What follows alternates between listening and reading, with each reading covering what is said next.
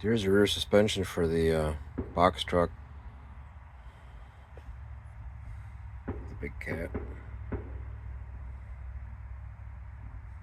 Box truck's outside being painted. That axle is a sprue cut off from another sprue. It saved it because you don't come across the big ones like that. That's the shit she said.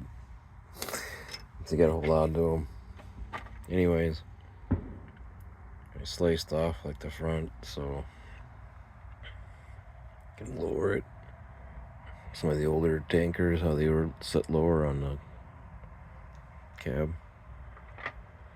And I'm like, well, no, my wheels aren't gonna fit if I lowered it. I'm sticking up, the whole thing would stick up in the air, so then I sliced it.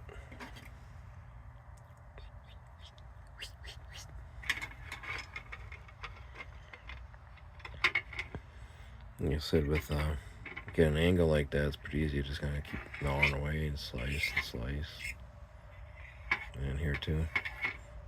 It only took like maybe 4 or 5 slices to get through most of it, but then these ribs are a bitch to slice through. You got to do a lot of time and pressure. She puts this all like on, what do you call it, live stream. What do